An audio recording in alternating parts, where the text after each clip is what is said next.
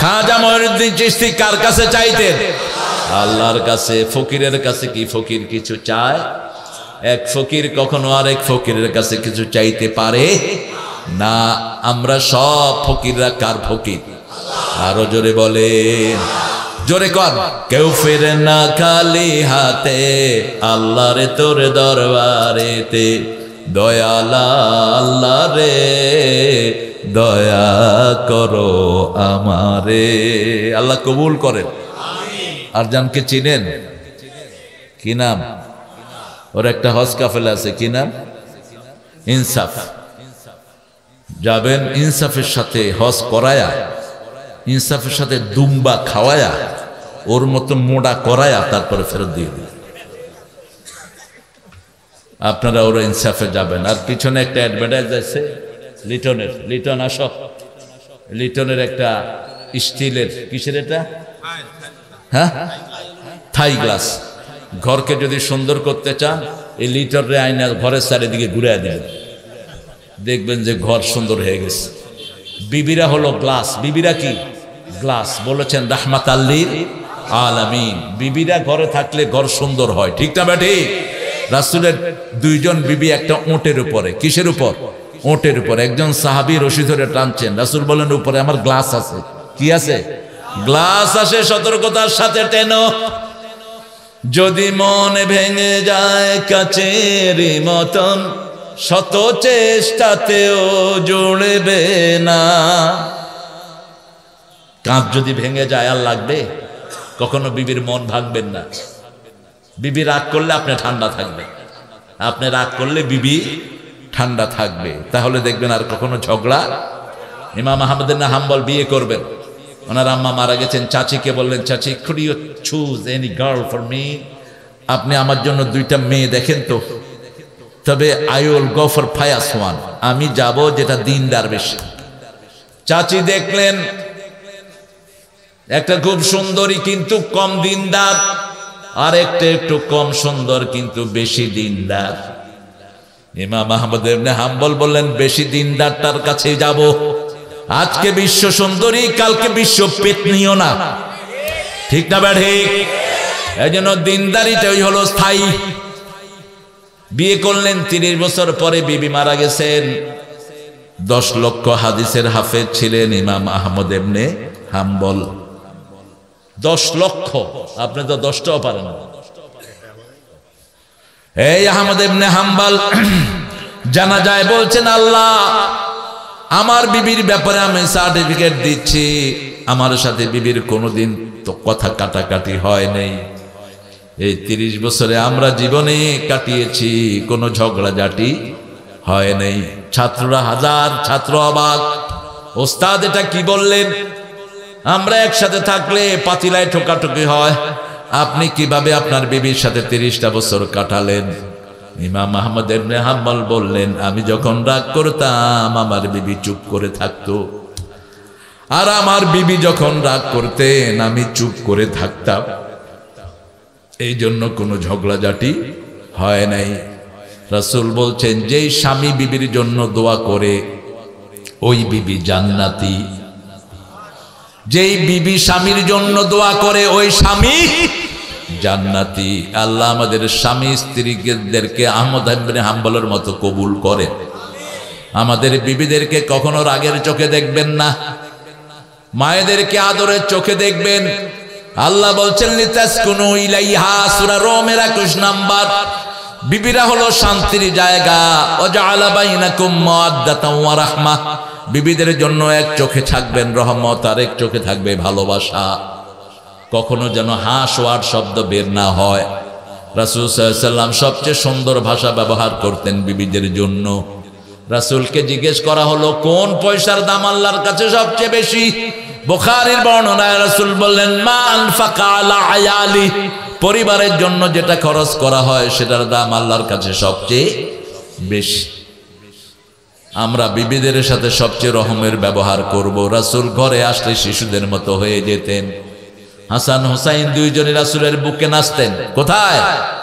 হাসান হোসেন হেসে হেসে নাচে তো আমার বক্ষে এসে, চোখে আমার বইত নদী পেশে নে আমার আমি যদি আরব হতাম মদিনারি পথ সে পথে মোর চলে যেতেন প্রিয় নবী হযরত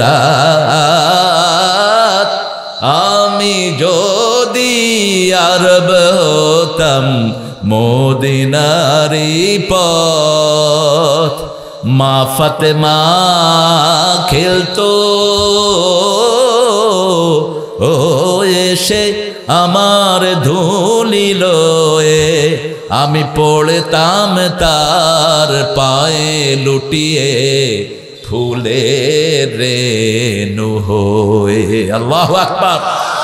কোন কবি? কোন কবি?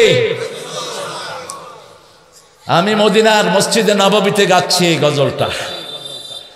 একজন আরব আমাকে বলছেন, ইশতাগালনি আখুয়া, ভাই আপনি কি গাচ্ছেন?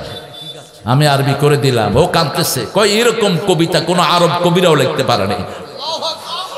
একজন বাংলাদেশি কবি লিখছেন, আমি যদি রাস্তা হতাম আমার বুকে হাঁটতেন রাহমাতাল লিল আলামিন। জীবনে কখনো মদিনায় যেতে পারে নাই, সারা জীবন কেঁদেছেন এই নজরুল। বলেছেন পুবাল হাওয়া উত্তরে যাও বইয়া, যাও রে বইয়া এই গরিবের সালাম খানি লইয়া। কত ভাবে রাসূলকে তিনি কুর্নিশ করেছেন, রাসূলকে সম্মান দেখিয়েছেন। আল্লাহ এই কবিকে মাফ করে দেন। হাসান হোসেন রাসূলের বক্ষে নাচতেন, বুকে নাচতেন। তাবারিতে একটা ঘটনা এসেছে, রাসূল এসে বলতেন, হাসান তালে, হোসাইন তালে, আসো নাতিরা আমার বুকে আসো। রাসূলের মতো ওস্তাদ পাওয়ার কারণে দুইজনই জান্নাতের ইমাম হয়ে গেছে। রাসূল বলতেন, হাসান হোসাইন আমার সুঘ্রাণ। দুইজনের গন্ধ নিতেন রাহমাতাল লিল শাম্মাহু ওয়া কাব্বালাহু। শাম্মুন সুম্মুন থেকে ঘ্রাণ, রাসূল বাচ্চাদের ঘ্রাণ নিতেন। কোন বাচ্চা রাসূলের বুকে উঠলে রাসূল তার সাথে নাক মিলাতেন আর ঘ্রাণ নিতেন। হাসান হোসাইনের থেকে স্পেশাল ঘ্রাণ নিতেন আর বলতেন, রাইহানাতুল জান্নাহ, দুটেই হলো জান্নাতের খুশবু, জান্নাতের আতর। এইজন্য ইয়াজিদ যখন হোসাইন রাদিয়াল্লাহু আনহুর ঠোঁটে লাঠি লাগিয়ে ঢাকছিল, একজন সাহাবী দাঁড়ালেন, এই বেয়াদব লাঠি নামা। এই জায়গাতে দেখেছি রহমাতুল লিল আলামিন বহু চুমু খেয়েছে। লাঠি সরা। কোন খুনির পরিণতি ভালো হয় না। রাসূলের কলিজার দুই টুকরা হাসান হোসাইন, তাবারিতে ঘটনায় এসেছে। হোসাইন বুকে বসলেন, বললেন, নানা বলেন তো কে বড়? রাসূল বলছেন, আমি বড়। সৃষ্টিতে আল্লাহর নবীর উপরে আর কেউ নাই। হাউজে কাউসার কাকে আল্লাহ দিবেন? কে জান্নাতের দুয়ার খুলবেন?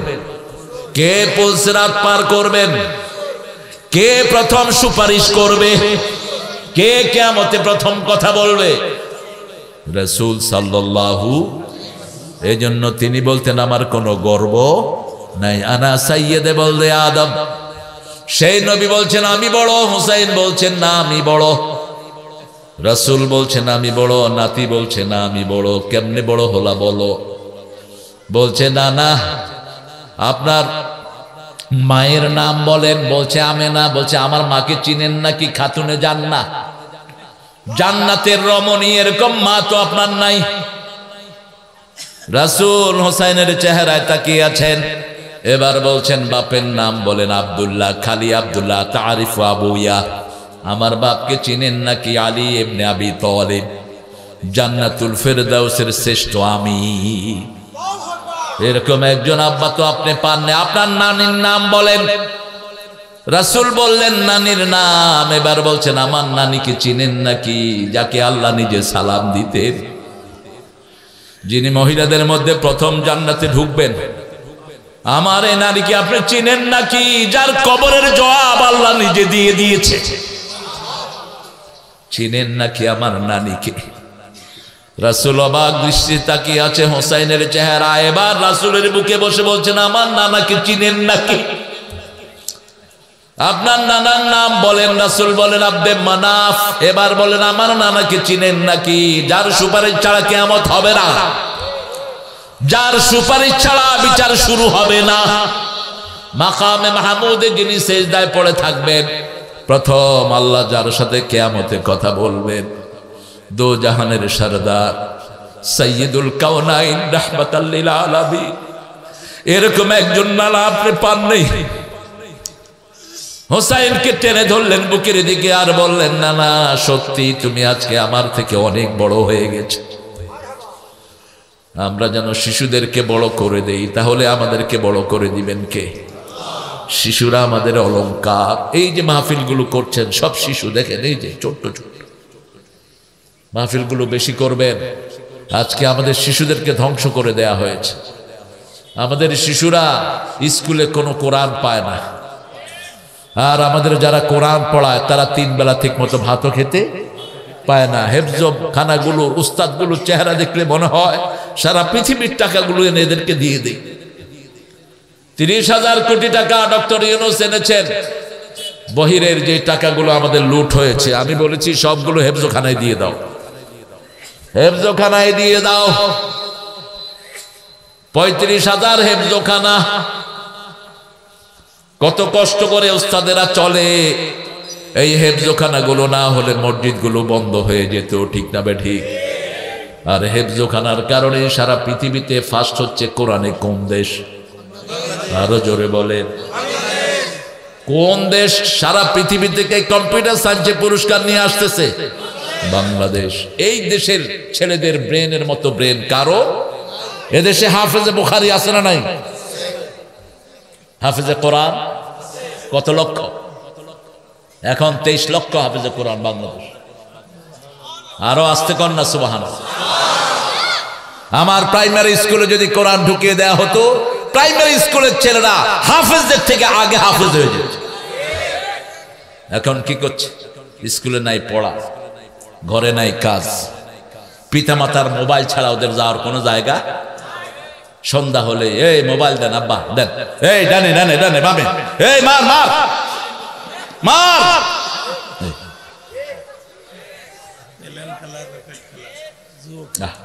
আঙ্গুলো শেষ, চোখও শেষ, হাটও শেষ। আর হেফজখানায় যারা পড়ে, আঙ্গুলো সুন্দর, চোখও সুন্দর, শরীরও সুন্দর। দেখলেই মনে হয় কোনো এক জায়গায় বিশেষ করে লালন পালন করে হেফজখানার পোলাপান নিয়ে আসছে। কি নাদুস নুদুস, খাওয়া ভালো। আমার একটা এতিমখানা ছিল, গত সরকার এটারে পোড়া দিছে। 100 এতিম ছিল, 100 কেজি চাইল খাইতো ডেইলি। সবগুলো রিটায়ার্ড অফিসার, কারণ ওদের তো আর কোনো খাওয়া নাই। 3 বেলায় ভাত, 3 বেলা কি, আর ভাতের উপরে কোনো খাওয়াও নাই। ভাত যদি পানি ভাত খাইতে পারেন, আপনার চেয়ে শ্রেষ্ঠ আর কে হবে? হার্ট ভালো, লিভার ভালো, ক্যালোরি ভালো, এই জন্য ভাতে মাসে। হ্যাঁ, এখন কি জিনেদার লোকেরা তো ভাত খায় কম, কি খায় বেশি? ভাতই খায়, খাতি খাতি। 100 নম্বর সূরা আজকে পড়বো, আল্লাহ তৌফিক দেন। পড়েন ওয়াল আদিয়াহ, পড়েন ওয়াল আদিয়াত দাবহা ফাল মুরিয়াত কদহা ফাল মুগীরাত সুবহা ফাআসারনা বিহি নাকআ ফাওয়াসাতনা বিহি জামআ ইন্নাল ইনসানা লিরাব্বিহি লাকানুদ ওয়া ইন্নাহু আলা যালিকা লাশাহীদ ওয়া ইন্নাহু লিহুব্বিল খায়রি লাশাদীদ أفلا يعلم إذا بعثر ما في القبور وحصل ما في الصدور إن ربهم بهم يومئذ لخبير। কি অসাধারণ কথা! কোরআন যে আল্লাহর কালাম, পড়লেই টের পাওয়া যায়, ঠিক কি না? আল্লাহ ছাড়া এমন কথা বলার ক্ষমতা কারো? এই মুয়াজ্জিন হাত ধরলেন রাহমাতাল লিল, হাত ধরে বললেন, মুআজ আদুল্লুকা আযামু সূরা মিনাল কোরআন, তোমাকে কোরআনের সর্বশ্রেষ্ঠ সূরা আমি আজকে শিখিয়ে দেব। যদি জীবনটা ধন্য করতে চাও মুআজের জীবনী পড়ো। একজন সাহাবীর জীবনী আমাদের জন্য শ্রেষ্ঠ জীবনী, ঠিক কিনা? কোন সাহাবীকে যারা বিশুদ্ধার করে তাদের সাথে আমাদের কোনো সম্পর্ক। গত সরকারের আমলে আলেমের বইতে মুআবিয়া রাদিয়াল্লাহু নামের আগে ছিল সন্ত্রাসী মুআবিয়া। আলেমের বইতে, আলেমের বই, আলেম সন্ত্রাসী মুআবিয়া। কোন সাহাবীকে গালি দেওয়া হারাম, হারাম করেছেন রাহমাতাল লিল ওমর ইবনে আব্দুল আজিজ। খুতবায় একটা হাদিস ঢুকিয়েছেন, সব ইমামরা বলেছেন সহিহ।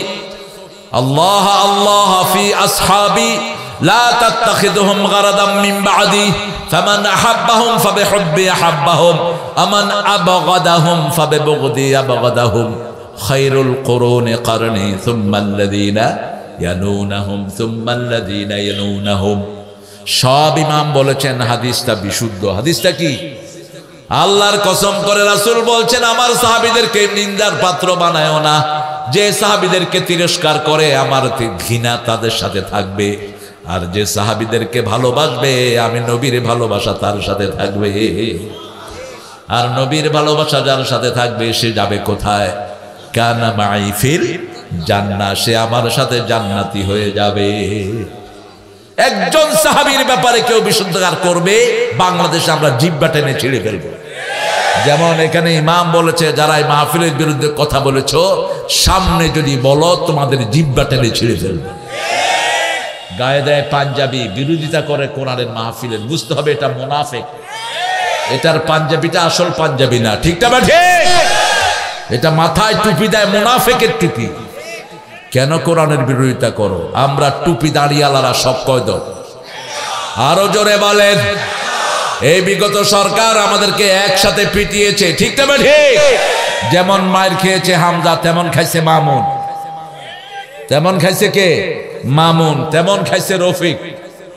ছোট্ট মানুষ, আল্লাহ সাইজ ছোট করেছে, ওর তো দোষ না। কত অসভ্য পুলিশ দেখেন, এক লাথি দিছে, ওর টেবিলের তলে ঢুকে গেছে এই ছোট মানুষটা। অথচ কোরআনে হাফেজ, দাওরা পাস, কত সুন্দর এলেমের মালিক সে। এরপরে আরেকজন নিয়ে ঘরের ভিতরে তারে উলঙ্গ করছে, উলঙ্গ করে তার হাতে বিড়ি দিছে, বগলের ভিতরে মেয়ে দিয়ে ছবি তুলছে। এসে বলছে, আল্লাহ আপনি আমার সবকিছুর মালিক, যে আমাকে উলঙ্গ করেছে ঘরের ভিতরে তাকে জাতির সামনে আপনি ল্যাংটা বানায়া দেন। দোয়া কবুল হয়েছে কিনা? কাকে আল্লাহ ল্যাংটা বানাইছে? কি হাউ না আঙ্কল? শুধু উলঙ্গ না, তুই আর বাংলাদেশে কোনোদিন আসতে পারবি না। বাংলার জনগণ যেখানে পাবে তোকে কুত্তার মতো পিটাবে। কারণ মানুষ সবাইকে ভালোবাসে কোরআনের জন্য। আপনাদের এই এলাকায় একজন চেয়ারম্যান আছেন, তিনি আমার মাহফিল করতেন, আওয়ামী লীগ করেন, তিনি এখনো এলাকায় আছেন। কারণ কোরআনকে ভালোবাসার কারণে তারে মানুষ ভালোবাসে। আমরা কোরআনকে ভালোবাসবো, রাজি আছি তো?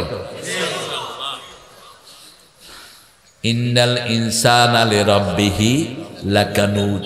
মানুষ হলো আল্লাহর ব্যাপারে সবচেয়ে কৃপণ, সবচেয়ে অশকর। কানুদ মানে হলো মুখ ফিরায় নেয়, নাশকরি। কি নাশকরি করে? আল্লাহ এত কিছু দেয়, আল্লাহকে সেজদা দেয় না। এরকম লোকের সংখ্যা বেশি না কম? আজকে ফজর কয়জন পড়ছেন? হাতে গোনা ঠিক করা যাবে না। বহু হুজুরও আছে সুযোগ পাইলে নামাজ পড়ে না, ঠিক নাকি? আজাদ, আমি এক হুজুরের সাথে এক জায়গায় ওয়াজ করছি, নাম বলবো না। ফজর পড়লাম, ফজর পড়ে নাস্তা খাইতে বসলাম। হুজুর 8টায় উঠলেন। কইলাম, চাচা নামাজ? কয় যে এই ওয়াজ করছি 2 বছর নামাজ না পড়লো হইব।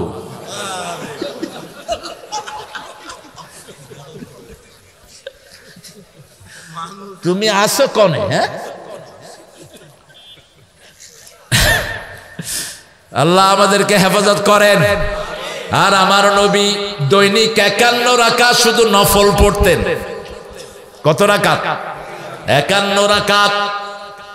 ফরজ পড়তেন 17 রাকাতে, 68 রাকাত নরমাল নামাজ পড়তেন রাহমাতাল লিল আলামিন। কি নামাজ! মা আয়েশা বলছেন, একদিন আমি শুলাম রাসূলের সাথে, বুখারী মুসলিমের হাদিস।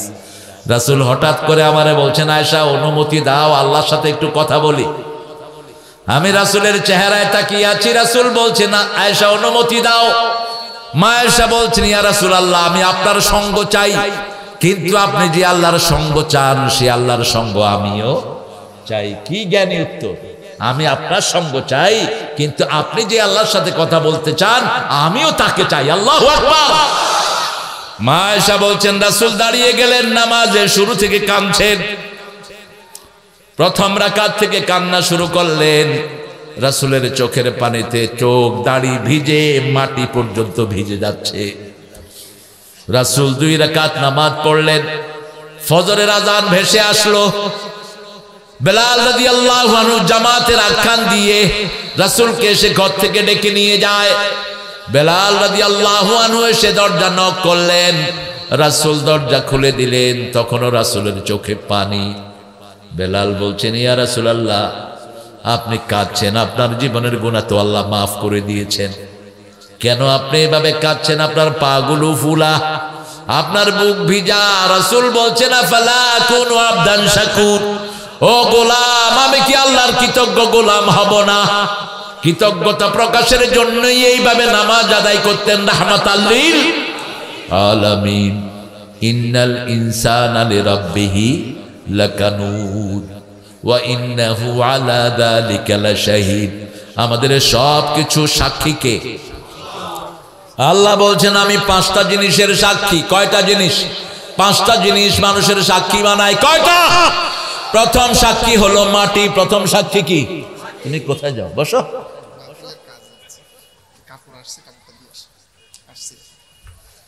ইয়া কই? ওই যে হুজুর কই? এনোস হাসিনা যখন হেলিকপ্টারে ভাগতেছিল, খতমে ইউনুস পড়ার সময় কয়া, হ্যাঁ ইউনুস তো আমার চেয়ারে বসে আছে, কিভাবে পড়ি? বেচারা দোয়াটা পর্যন্ত তোমরা বন্ধ করে দিচ্ছ। আল্লাহ যে কিভাবে ইউনুসের মিলাইলো।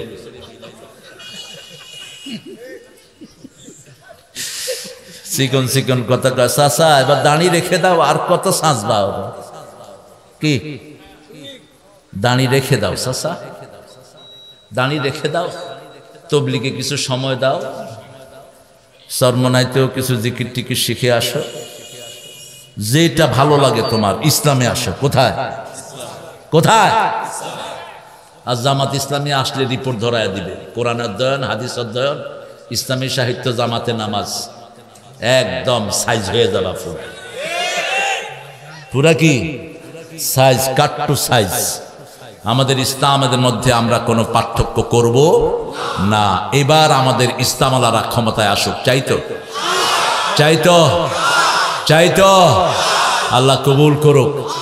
তবে তোমরা যারা 17 বছরে কোরবানি দিয়েছো, বিসমিল্লাহকে আমরা ফেলে দেব না। কারণ বিসমিল্লাহ তো আমাদের সূরা শুরুতেই লাগে, সূরা শুরুতেই লাগে। বিসমিল্লাহ নাই যেখানে বরকত নাই সেখানে, বিসমিল্লাহ আছে যেখানে বরকত আছে। আদিয়াত হলো 100 নম্বর সূরা। এই সূরাটার শেষে আল্লাহ রাব্বুল আলামিন আখিরাতের চিত্র তুলে ধরলেন। আল্লাহ বলছেন, মানুষের জন্য 5টা সাক্ষী আমি রাখি। প্রথম হলো মাটি।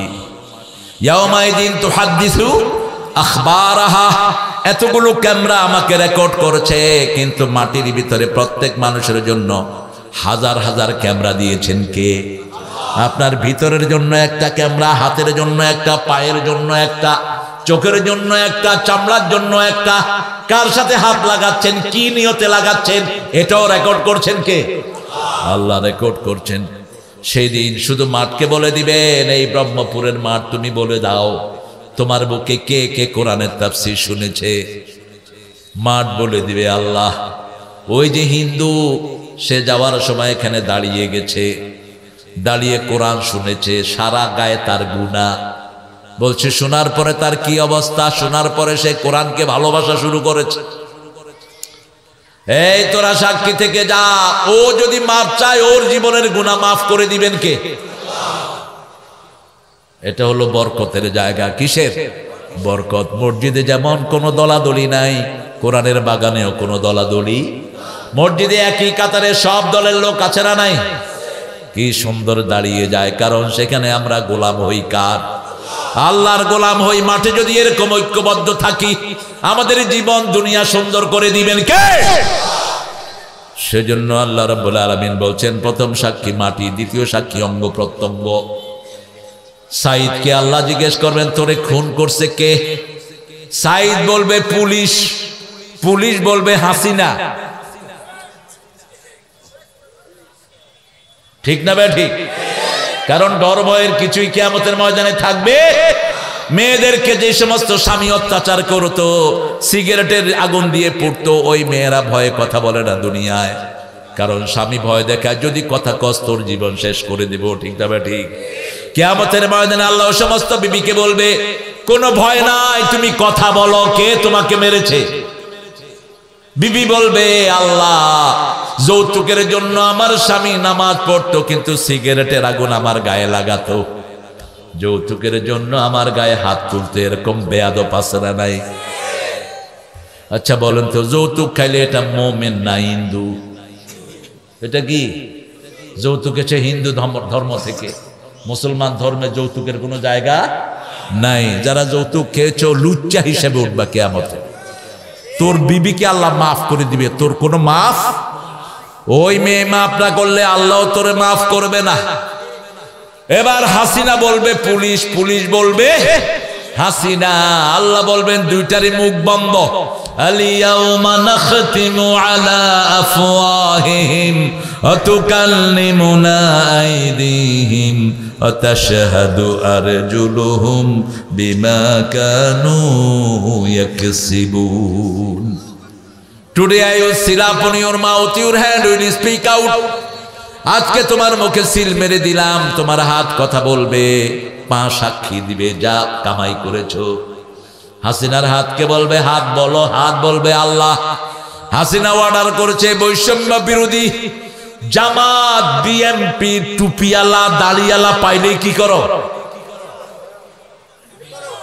কি করো? গুলি করো।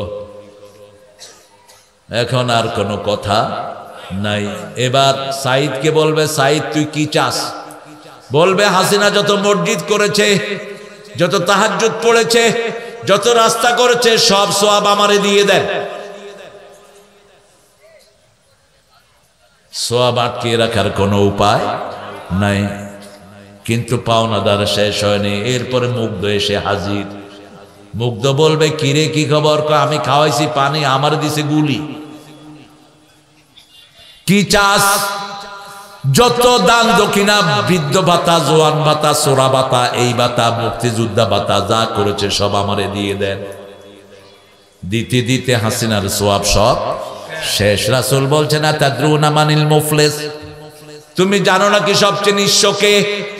সাহাবায়ে কেরাম বললেন, যার টাকা পয়সা নাই সে নিঃস্ব। রাসূল বললেন, না, আল মুফলিসুল হাকিকি, আসল নিঃস্ব হলো দুনিয়া ভর্তি সওয়াব নিয়ে যাবে, সেই সাথে পাওনাদারও থাকবে। কাউকে মেরেছে, কাউকে গালি দিয়েছে, কারো সম্পদ কেড়ে নিয়েছে, এই সব পাওনাদার তার সওয়াব নিয়ে যাবে। নিতে নিতে তার কোনো সওয়াব আর থাকবে না।